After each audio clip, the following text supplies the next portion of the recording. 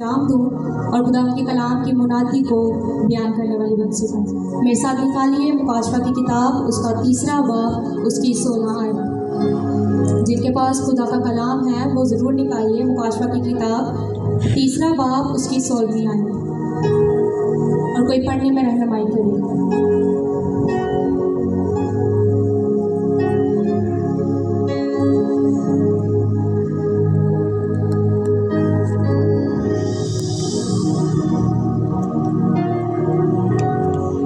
खुदावंद के कलाम में लिखा है, बस चूंकि तू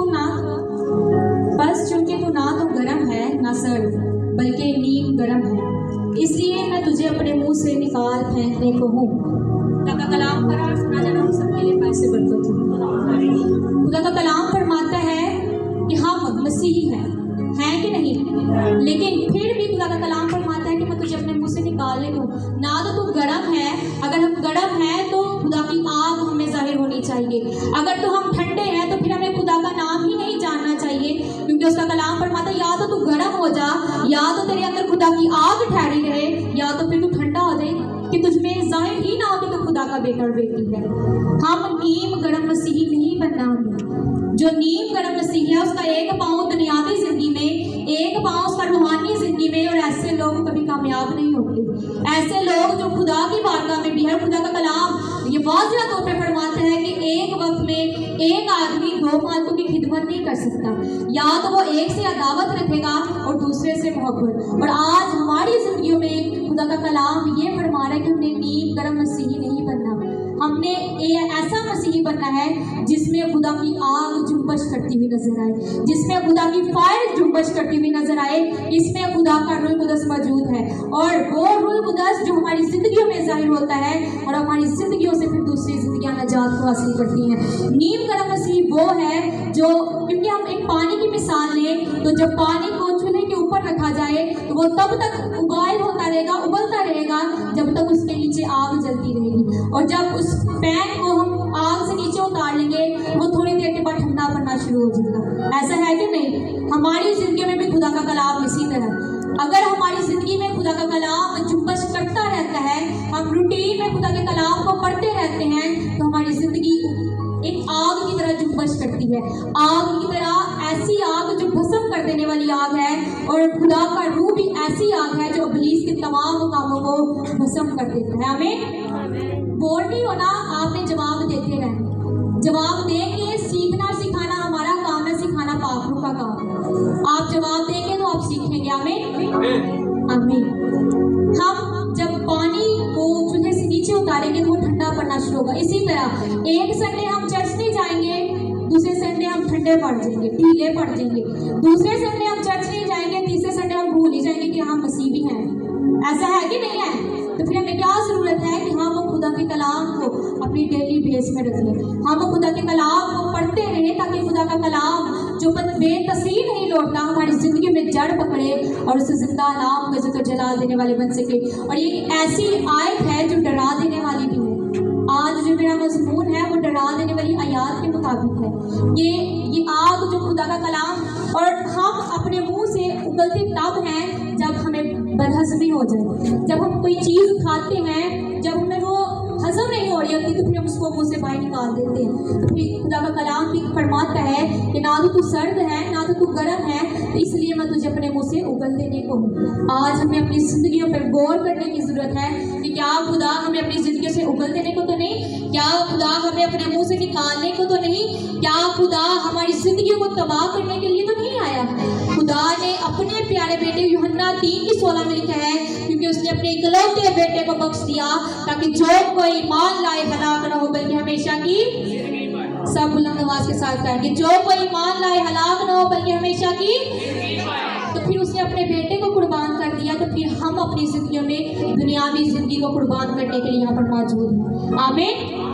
आज हमें ज़रूरत इस बात की है कि हम अपनी ज़िंदगी को कुर्बान कर दें, अपनी ज़िंदगी को आजिज़ बना दें, अपनी ज़िंदगी को खाकसार कर दें, ताकि खुदावंद से कहें कि बाप मैं नहीं बल्कि तू मेरी ज़िंदगी में ज़ाहिर हो। खुदा का कलाम ये भी फरमाता है कि तुम्हारा बदन तुम्हारा नहीं बल्कि ये खुदा का जिंदा मकदीस है और खुदा का रूह तुम में बसा हुआ है। तो जब खुदा का रूह हमें बसा हुआ है तो मैं नहीं जानती कि हमें ठंडे पड़ने की ज़रूरत है। आज जब हमारी ज़िंदगियाँ खुदा के जलाल के लिए इस्तेमाल होती हैं तो फिर हमें ठंडे नहीं बल्कि एक जोश में आने की ज़रूरत है, और जब हम जोश में आते हैं तो खुदा की आग नाजिल होती है। आमीन। दूसरी आयत को जब हम देखते हैं तो वो अल्फाज हैं, खुदा के गहरे अल्फाज। जब हम खुदा ने हमें दुनिया में रहते हुए गहरे अल्फाज दिए, खुदा का कलाम मत्ती 12:27 आयत को अगर हम पढ़ें तो कोई बुलंद आवाज उसके साथ पढ़ने में रहनुमाई करें।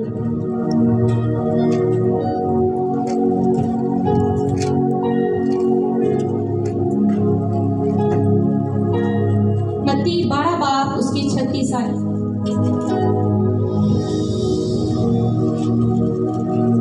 और मैं तुमसे कहता हूँ कि जो निकम्मी बात लोग कहेंगे अदालत के दिन उनका हिसाब देंगे। आमीन। जो निकम्मी बात लोग कहेंगे उनका हिसाब देंगे। खुदा ने हमें दुनिया में भेजा और ढेरों अल्फाज देकर भेजा है।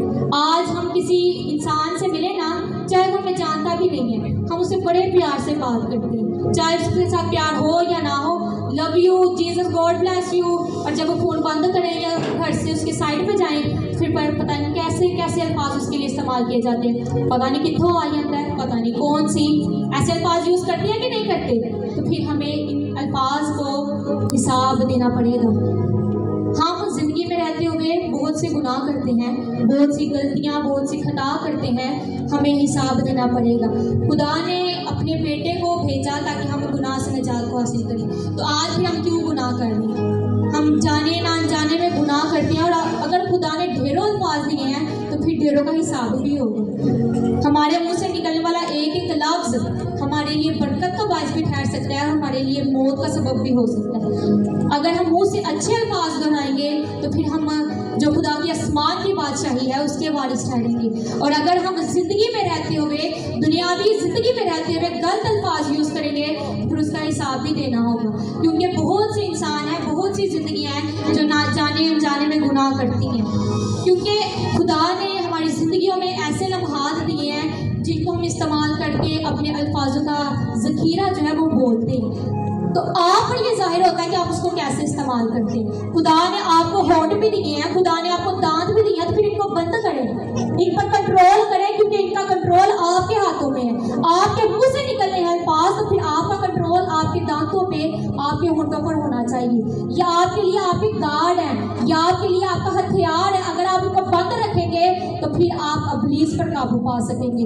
अगर आपका कंट्रोल आपके मुंह पर नहीं, आपके होंठों पर नहीं, तो फिर मुंह से निकलने वाला एक एक लफ्ज़ आपकी ज़िंदगी को तबाह करने का सबब ठहरेगा। और अगर हमारी ज़िंदगियों में ये अगर जो हमें खुदा ने गार्ड दिए हैं ना, मैं समझती हूँ कि ये गार्ड हमारे लिए सबसे बड़ा हथियार है। और खुदा का कलाम ऐसा जो थोड़े की मानित है, जो पुलिस को मार मार कर उसको पसंद कर देता है।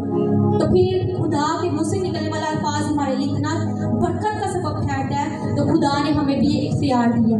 मैंने ये मैसेज रेडी करने का कोई नहीं था, मैं दुआ में ठहरी, मैंने खुदा से कहा कि खुदाया तूने हमें इख्तियार दिया है।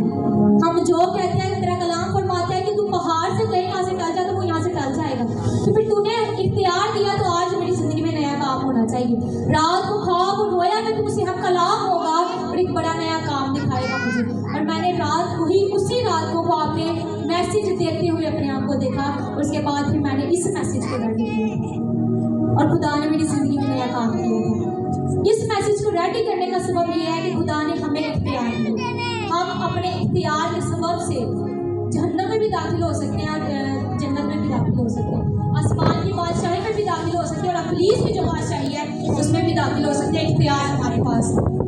आप लोगों को अपनी ज़िंदगी पर सोचने की ज़रूरत है। हमने नीम गरम नहीं बनना, हमने खुदा के बेटे और बेटियां बनना है जिसने अपने लहू को बहाकर हमारे तमाम गुनाहों को बर्फ की मानिक सफेद कर दिया। आमीन। किस किस उस कलाम की समझ आ रही है? तो अभी पहला टॉपिक मेरा कौन सा था? पहला टॉपिक मैंने 2 पॉइंट आपके सामने रखे हैं, नीम गरम और सर्द गरम। मतलब कि हम नीम गरम नहीं होंगे। अगर हम नीम गरम होंगे तो फिर हमें मुश्किलात का सामना भी करना पड़ेगा। और दूसरा पॉइंट हमने कौन सा सीखा? ہمیں اپنے ہر ایک لفظ کا حساب دینا پڑے گا. ہمیں ڈرنا ہے کیونکہ خدا کا کلام فرماتا ہے کہ میں جلد آنے والا ہوں اور ہر ایک کے کام کے موافق دینے کو اجر میرے پاس ہے. تو ہر ایک نکمی بات بولنے والے کا اجر بھی خدا کے پاس ہی ہے. میرے عزیزوں ہمیں سوچنے کی ضرورت ہے کہ ہم کس کنڈیشن میں کھڑے ہوئے ہیں, ہم کس جگہ پہ کھڑے ہوئے ہیں. کیا ہم اس جگہ پہ تو نہیں کہ ہمارے منہ سے نکلنے والا الفاظ لوگوں کے لیے درد کا سبب ٹھہرے. کیا ہم اس جگہ پہ ہیں کہ اگر ہم خدا کے اختیار کے ساتھ لوگوں کو برکت کا سبب ٹھہرتے ہیں. خدا کے خادم کس لیے خدا کے خادم اختیار کے ساتھ کہتے ہیں کہ تو شفا پا چکا ہے؟ کیونکہ ان کو خدا نے اختیار دی ہے. تو خادم اختیار پا چکے ہیں تو پھر ہم بھی اس کے بیٹے اور بیٹی ہیں. خدا نے سب کو ایکول اختیار دیا ہے. خادموں کو کوئی زیادہ اور اپنے بیٹے بیٹے کو کوئی زیادہ کم نہیں دیا. اس کا کلام فرماتا ہے کہ تو میرا بیٹا اور بیٹی ہے, اور اے میرے بیٹے اے میری بیٹی. اس نے یہ نہیں بولا کہ اے میرے خادم اے میری بیٹی, اس نے بولا اے میرے بیٹے اے میری بیٹی میری تعلیم کو فراموش نہ کر. تو پھر ہمیں اختیار کے ساتھ اپنے ہونٹوں پر, اپنے دانتوں پر, اپنی زندگی پر, کیونکہ ہم منہ سے تو کہتے ہیں اے میرے خدا اے میرے خدا, لیکن اس کا کلام فرماتا ہے کہ تو ہونٹوں سے میری تعظیم کرتا ہے لیکن تیرا دل مجھ سے دور ہے.